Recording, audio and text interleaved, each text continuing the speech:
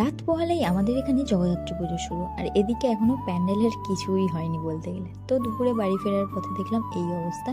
আর এই কদিন তো আমরা এবার ভীষণ মজা করব সবাই মিলে একসাথে।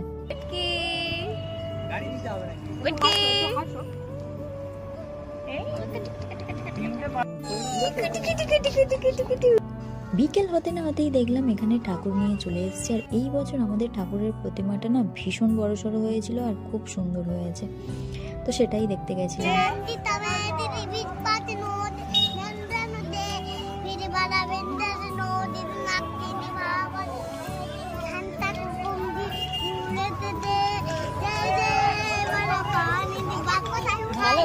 বাচ্চা থেকে বড় সবাই এখন খুশির মেজাজে মেতে উঠেছে, কারণ এই একটা সপ্তাহের জন্য আমরা সারা বছর অপেক্ষা করি। তো এখানে চলছে ঠাকুরের লাস্ট মোমেন্টের সাজুগুজু আর কি। আর এদিকে প্যান্ডেলের অবস্থা এখনো এরকমই রয়েছে।